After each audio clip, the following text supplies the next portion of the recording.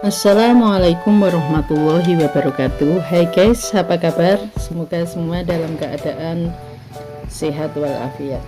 Kali ini Adik Pari Channel akan menampilkan sebuah tips cara menggoreng ikan kecil yang super renyah. Nah, ini biasa kita jumpai di rumah makan ada ikan-ikan kecil yang super renyah. Nah, untuk bahan yang dibutuhkan, yang pertama tentunya ikan kecil. Ini bisa ikan tawar maupun ikan asin. Yang kedua adalah tepung beras. Sedangkan bahan yang ketiga tentunya adalah minyak goreng atau juga boleh dikatakan minyak sayur. Dan yang terakhir adalah bumbu masak atau penyedap rasa bagi yang menginginkan. Nah, ini adalah contoh tepung beras biasa yang bisa kita buat gilingan sendiri atau mungkin kita beli di toko-toko juga banyak sekali. Mereknya pun berbagai macam sesuai dari selera kita masing-masing. Selain tepung beras ini, bahannya tentu tadi kita katakan ikan kecil. Nah, ikan kecil ini banyak kita jumpai di pasaran, di pasar-pasar tradisional. Kita bisa memilihnya baik dari ikan kecil, ikan asin maupun ikan tawar. Nah, caranya adalah setelah ikan tadi kita cuci, maka selanjutnya ikan kita campur dengan tepung beras yang sudah kita sediakan. Ukurannya tentunya disesuaikan dengan ikan yang kita sediakan atau ikan yang akan kita goreng. Nah, setelah dicampur-campur ini bisa kita gunakan pakai sendok atau mungkin kalau kita menghendaki pakai tangan mencampurnya juga boleh, tapi kelihatannya memakai sendok lebih higienis. Nah, langkah selanjutnya setelah tadi dicampur, maka agar benar-benar tepungnya itu yang menempel itu bisa tipis, tidak terlalu tebal, maka kita ayak atau kita saring. Nah, penyaringannya ini bisa menggunakan penyaringan yang biasa kita gunakan untuk menyaring santan, parutan santan kelapa, atau mungkin memakai saringan khusus yang kita miliki juga boleh, atau mungkin membuat modifikasi sendiri dengan saringan yang lain pun bisa. Nah, tujuan penyaringan ini adalah agar ikan yang akan kita goreng itu tidak terjadi lengketan tepung yang terlalu tebal atau berindil-berindil. Karena kalau tepungnya itu terlalu tebal melengket di ikan yang akan kita goreng, cenderungnya tingkat kerenyahannya akan menjadi rendah. Nah, ini juga akan memperhalus struktur daripada tepung yang menempel di ikan tadi. Nah, setelah nanti kita ayak atau kita saring tepungnya, nanti sisa dari tepung yang hasil ayakan tadi masih bisa kita gunakan lagi untuk menggoreng ikan berikutnya.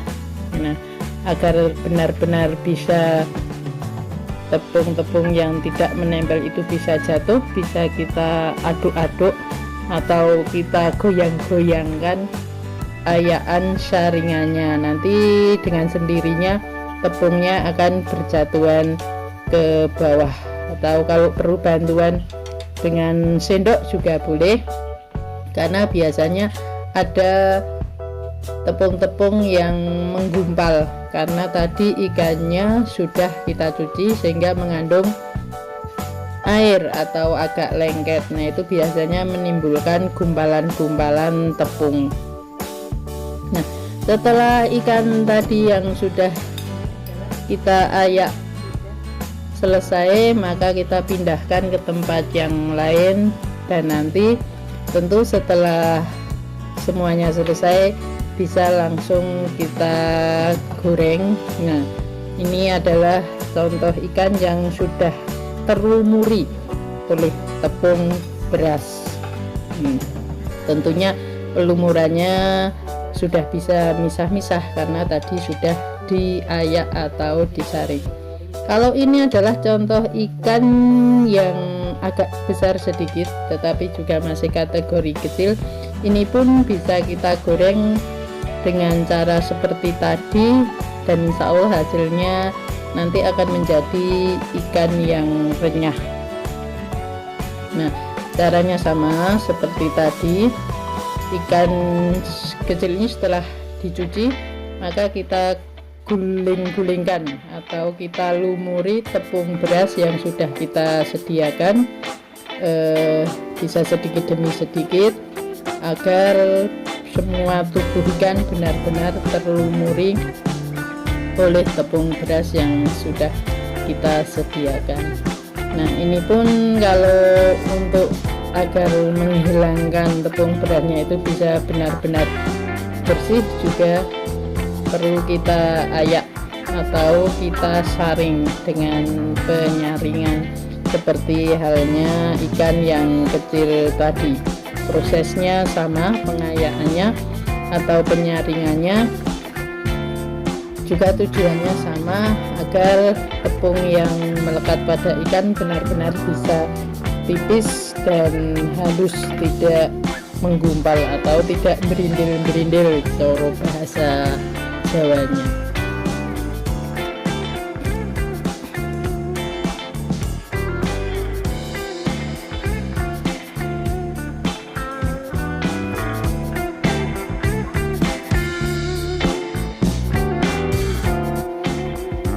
Langkah berikutnya adalah kita panaskan minyak sayur ke dalam wajan yang sudah kita sediakan.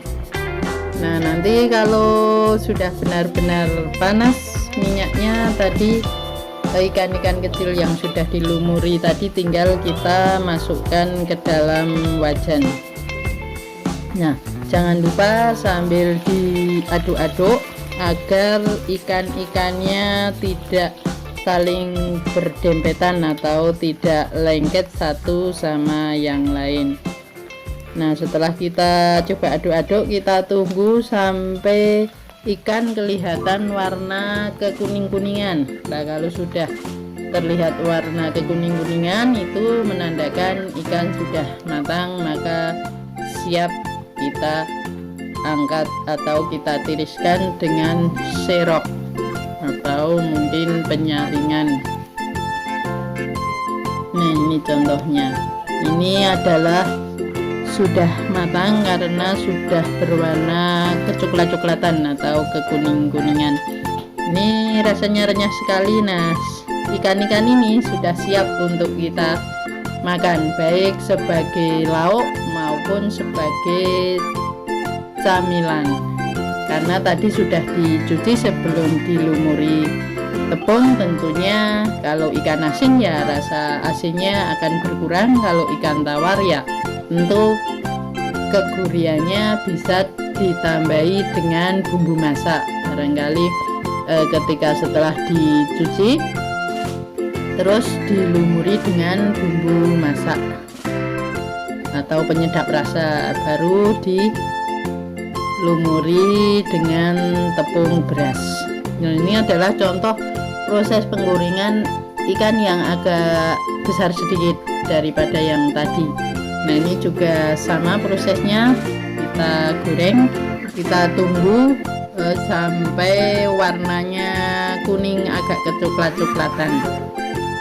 Nah, kalau sudah kuning agak kecoklat-coklatan, ini menandakan bahwa ikan sudah matang dan siap untuk diangkat dari wajan penggorengan.